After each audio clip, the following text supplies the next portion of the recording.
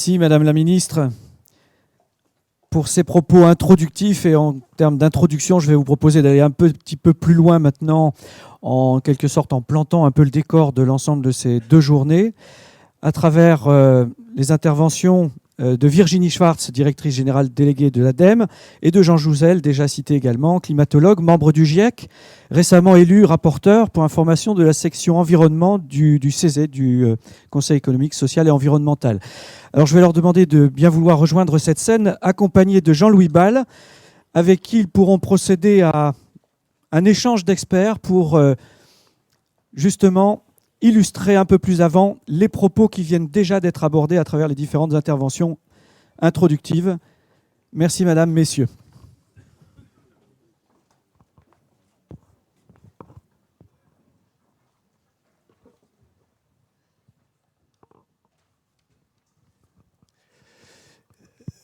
Oui, alors, depuis maintenant 6 mois, nous plaçons tous nos colloques sous le signe de la conférence sur le climat qui va se tenir à Paris. Vous l'avez rappelé, Madame la Ministre, tout à l'heure.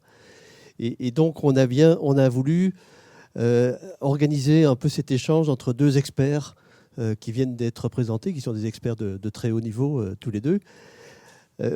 Placer donc cet échange sous le signe du changement climatique et de la place que les énergies renouvelables, et en particulier la biomasse, vont tenir dans cette lutte contre le dérèglement climatique. C'est un mot plus adapté. Et donc on va commencer par une vue un peu planétaire par Jean Jouzel, et puis on viendra avec Virginie Schwartz sur la déclinaison française et le rôle que la biomasse peut jouer et à quelles conditions. Donc je vais tout de suite céder la parole à Jean, et j'espère qu'on va pouvoir lui envoyer les transparents qu'il a préparés.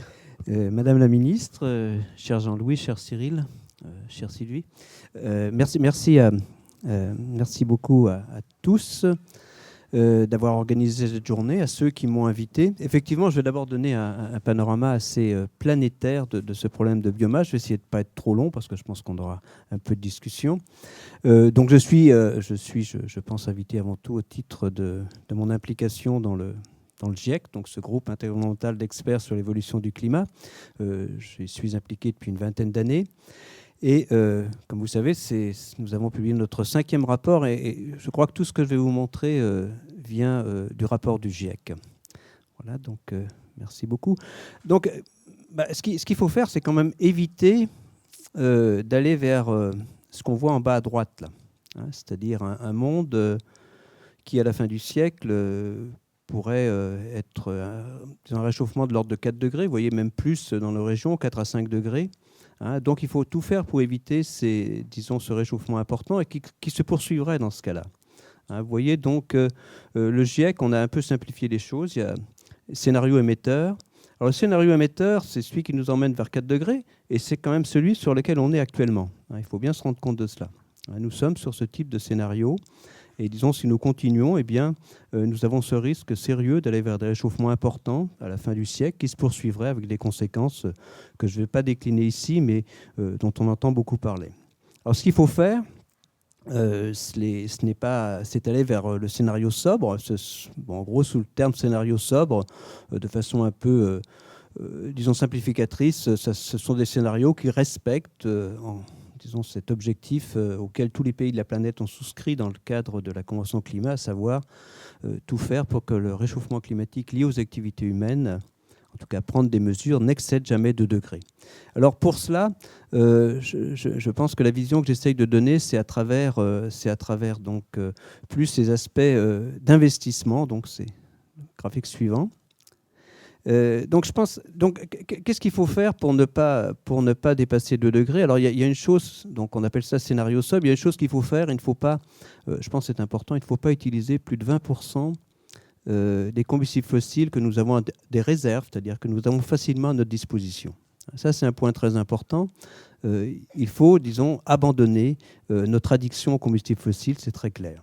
Alors, ce qu'il faut faire, sous le vocable scénario sobre, le GIEC, inclut énergie renouvelable, nucléaire et, piégeage et stockage du gaz carbonique. J'ai gardé le terme CCS.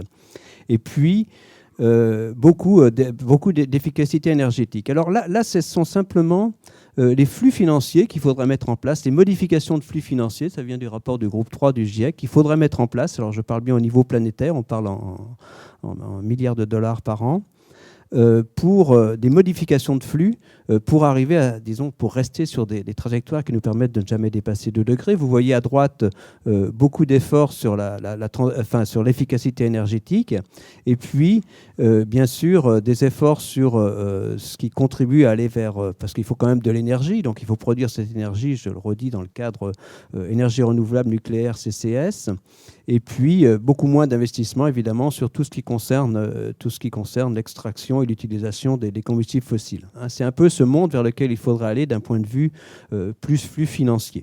Donc le suivant, je n'essaie de ne pas être trop long.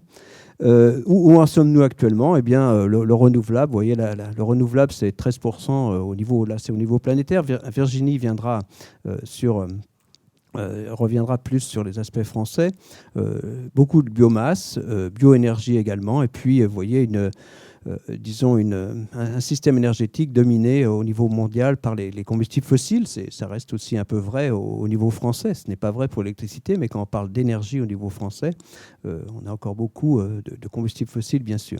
Donc ça, c'était l'énergie en 2008. La façon dont... suivant, s'il vous plaît. Vous voyez, ça c'est l'évolution. Donc, alors là, il y a des changements d'échelle qui sont peut-être pas faciles, mais donc la biomasse en bleu clair, l'hydroélectrique, vous voyez qu'au niveau mondial, c'est vraiment la biomasse qui domine en termes de renouvelables. Alors les bioénergies, mais un changement d'échelle de facteur 10, et puis après les énergies éoliennes et solaires. Bioénergie et biomasse jouent un rôle, vous voyez, très important, qui n'a cessé de croître. Je parle bien au niveau planétaire depuis une trentaine d'années. C'est plutôt en croissance.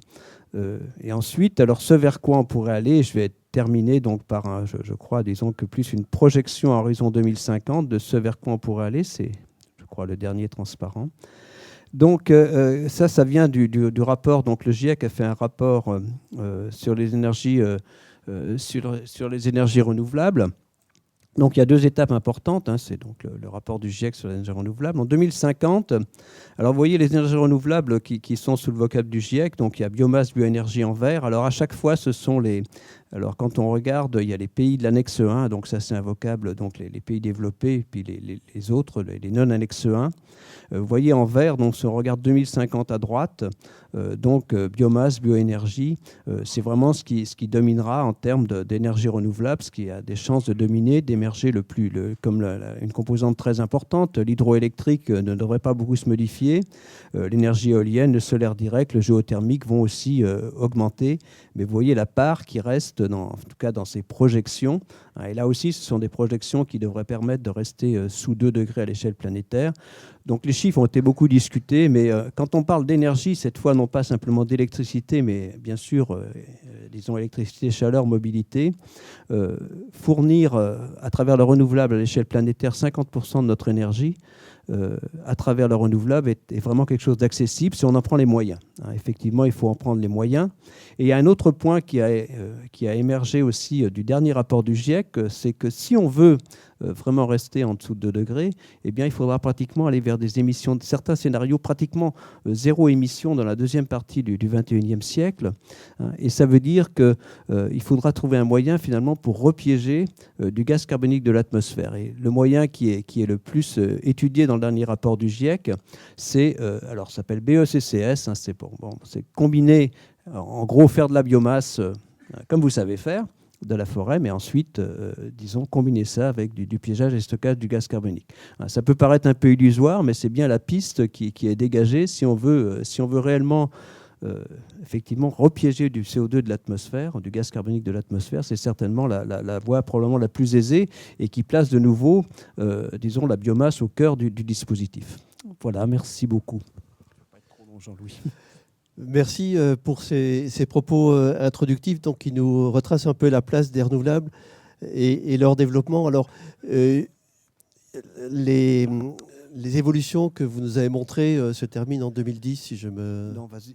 Ouais, faut regarder. Je sais pas si on peut re-regarder. Ouais. Mais pour ceux qui voudraient voir le véritable phénomène qui se passe pour le moment de développement des renouvelables dans le monde entier, je vous renvoie à la lecture. Regardez, je sais pas si on peut re-regarder. Ouais. Mais pour ceux qui voudraient voir le véritable phénomène qui se passe pour le moment de développement des renouvelables dans le monde entier, je vous renvoie à la lecture des rapports annuels que publie l'association Rennes 21. Voilà, oui, bien sûr. Qui vient de publier son rapport sur les renouvelables en 2013. Et c'est vraiment spectaculaire de voir ce qui se passe au niveau mondial sur les énergies renouvelables.